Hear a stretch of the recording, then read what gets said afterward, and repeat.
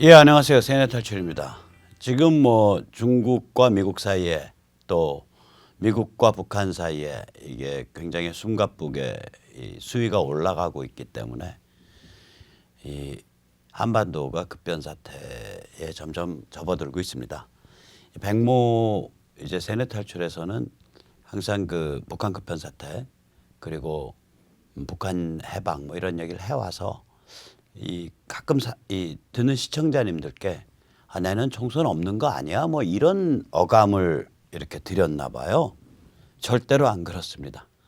오늘 그 얘기를 좀 모시면서 그래서 우리가 뭘 해야 될지 다시 짚어보기로 하겠습니다.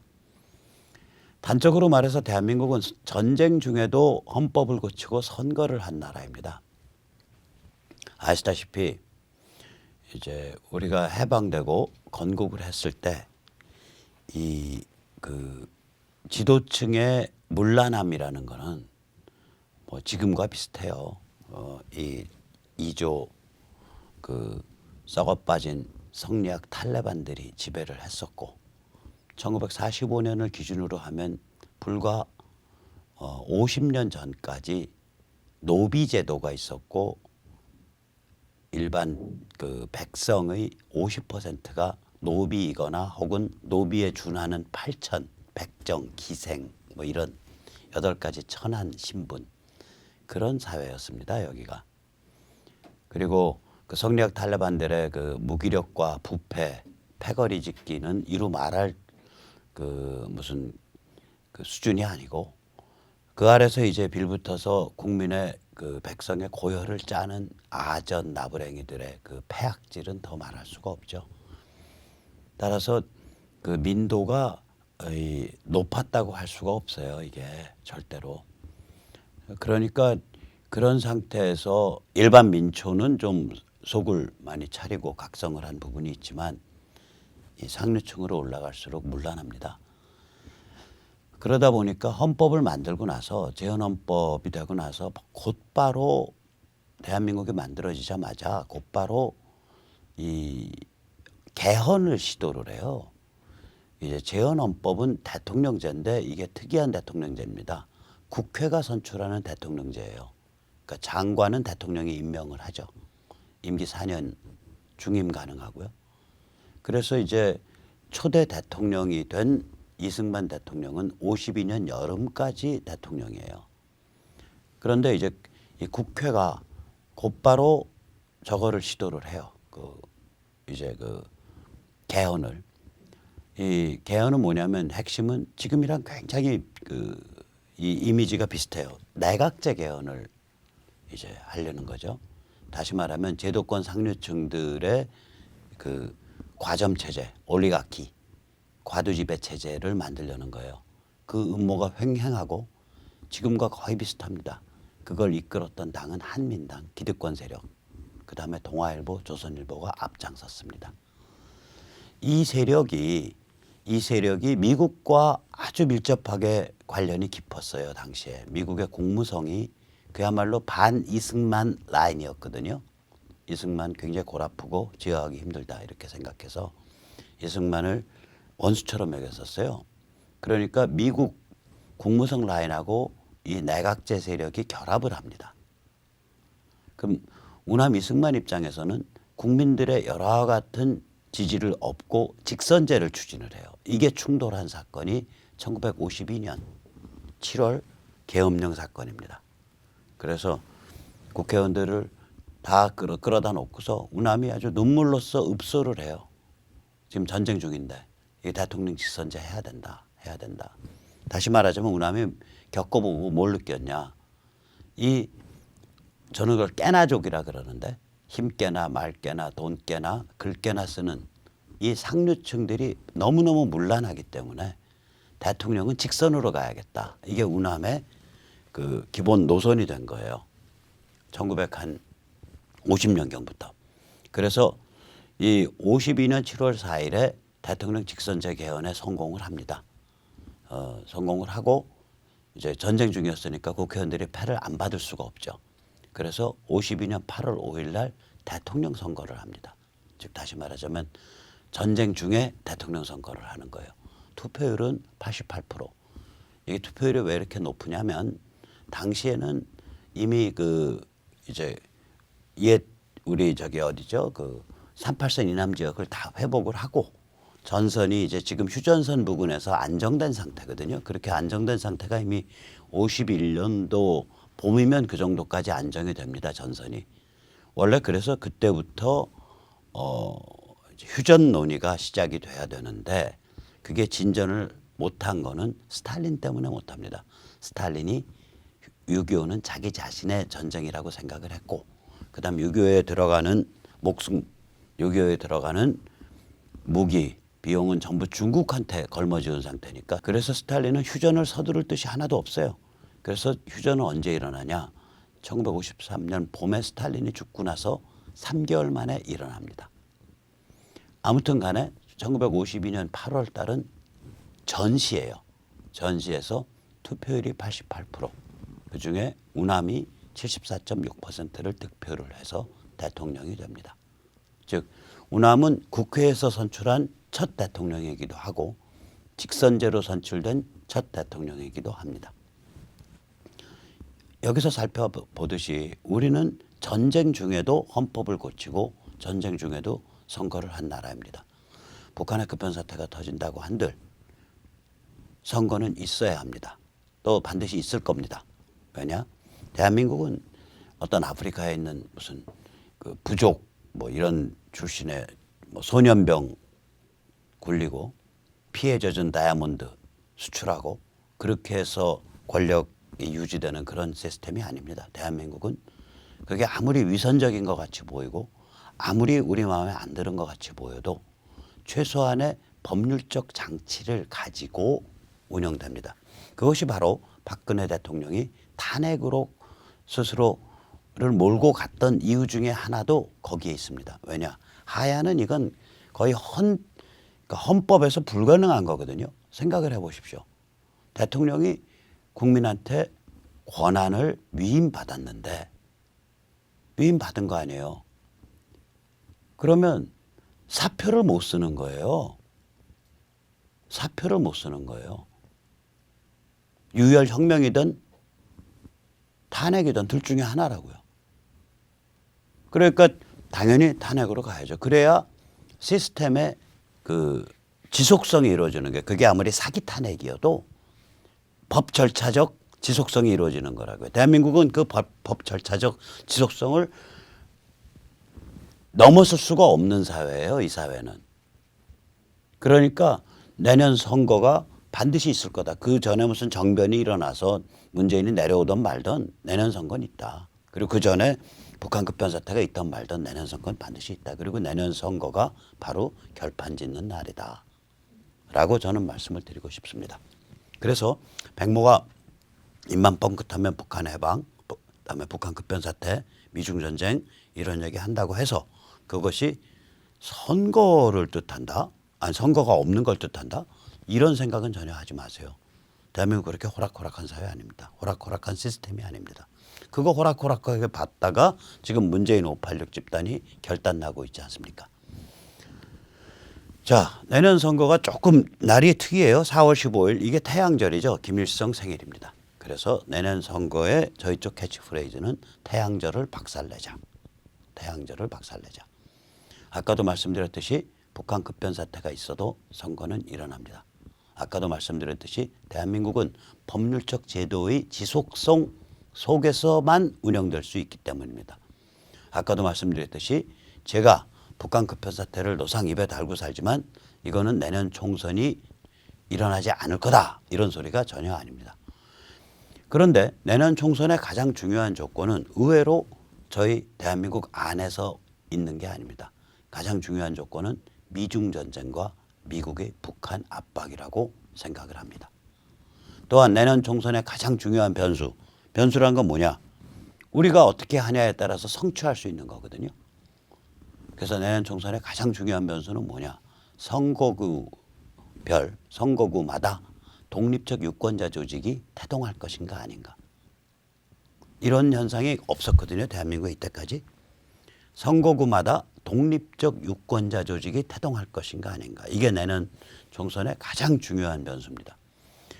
이 유권자 조직과 굉장히 유사한 조직들이 지금 눈에 보이거든요.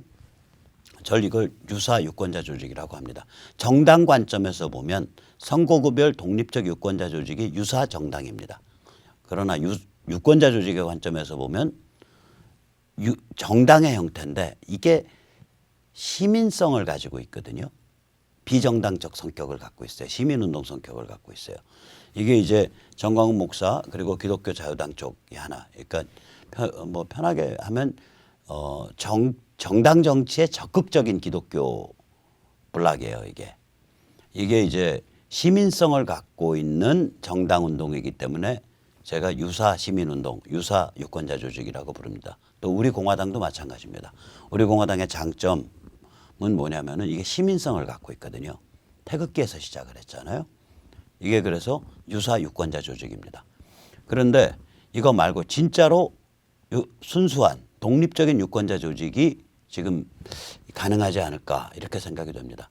하나는 이제 저랑 저희 동지들이 추진하고 있는 자유시민본부고 다른 하나는 온건 기독교예요.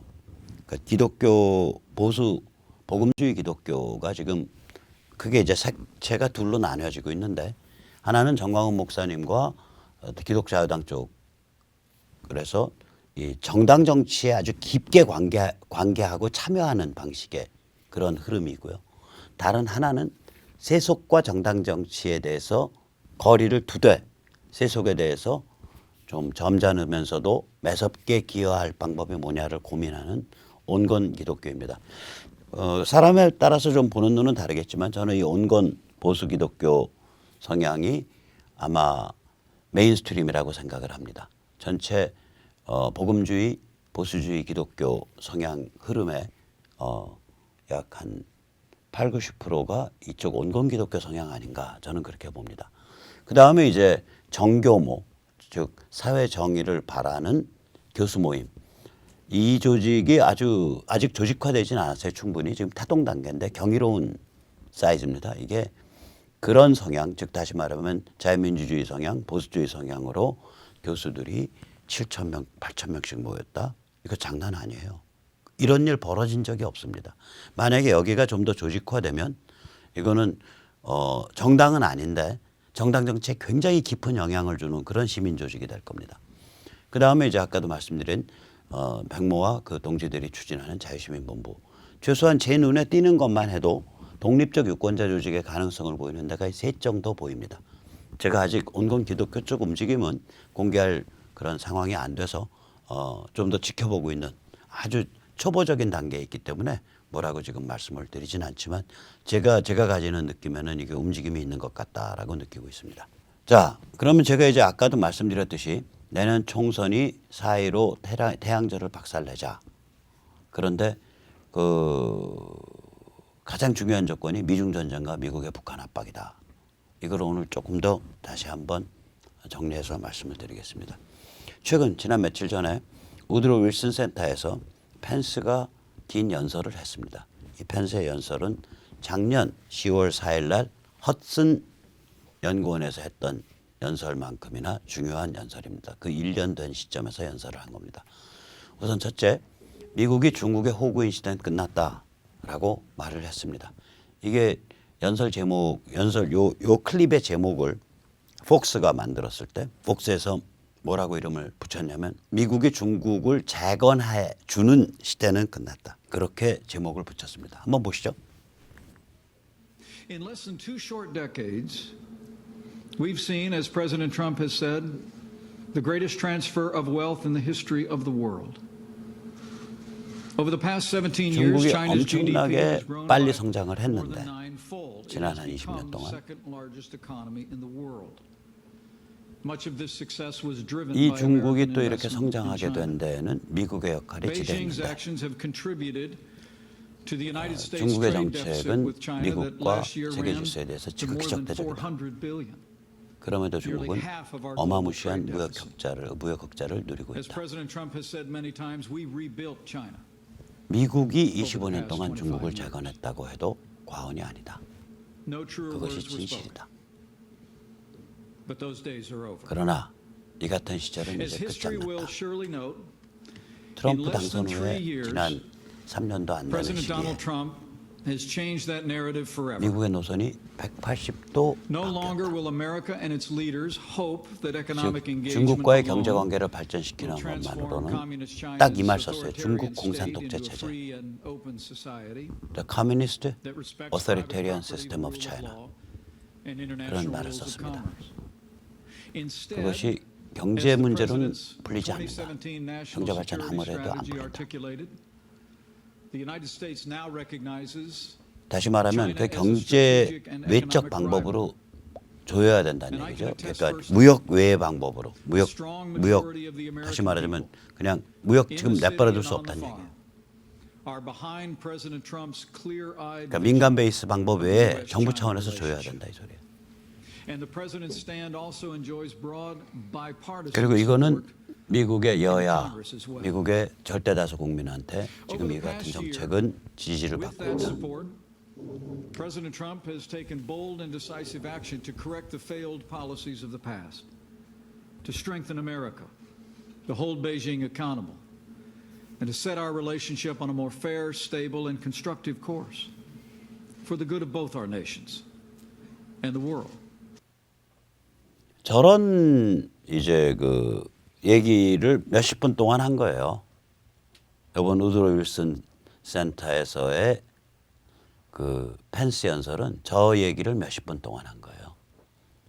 그러니까 정확하게 미중 전쟁이 얼마나 심각하고 저것이 얼마나 미국의 전략적, 철학적 그런 해석 및 입장에서 정의된 전쟁인지 정확히 그 상황을 보여줍니다.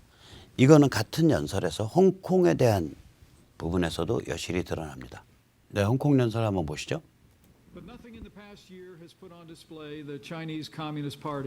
홍콩을 보면 중국 공산당의 자유를 얼마나 혐오하는지 알 수 있다.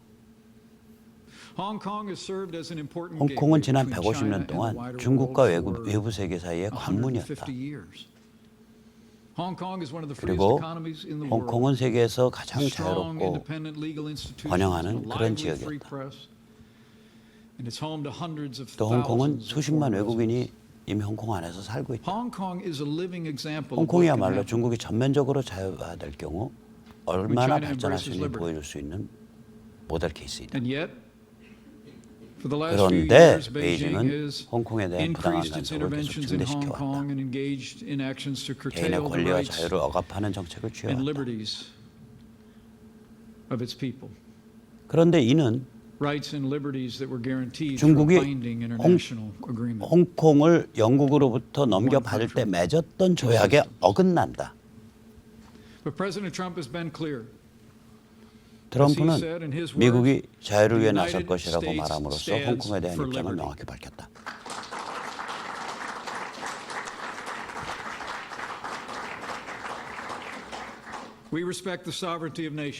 미국은 중국의 주권을 존중하지만 동시에 미국은 중국이 영국과 맺은 조약을 준수할 것을 기대한다.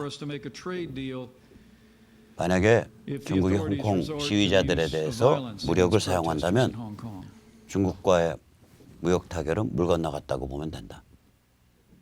저희 생일 탈출에서 말씀드려온 바와 똑같죠. 만약에 중국이 이 홍콩에 대해서 무력을 사용하는 경우에 중국은 종치게 됩니다. 세계를 다 적으로 돌리게 돼요. 이번에 이제 이런 미국의 입장은 뭐랑 이제 좋은 관계를 이루냐면 이게 볼튼이 해임된 것과도 그 관계인데 볼튼이 이제 중동에서도 미국이 깊게 관여해야 된다는데 미국은 지금 중동 정책이 지역 안에서의 자기들끼리 잘 풀어가는 안보 그러니까 그 지역에 속하는 국가들이 주도하는 안보 질서로 중동 문제를 변환시키고 있어요. 그걸 미국에 가서 다 경찰 노릇할 수 없다 이거예요. 또 경찰 노릇 할 필요도 없다. 왜냐?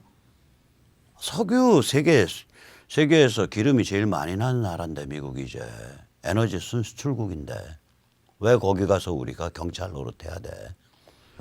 우리가 하면 우리는 바깥에서 큰 틀 짜주고 가장 위급할 때 그냥 구원투수로 좀 들어가고 그리고 나머지는 지역 안에서 알아서 해. 이렇게 지금 틀을 잡고 있어요. 중동에 대해서. 그래 이제 그런 요번에 이제 쿠르드에 대한 문제도 그런 관점에서 나왔는데 제가 금요일 날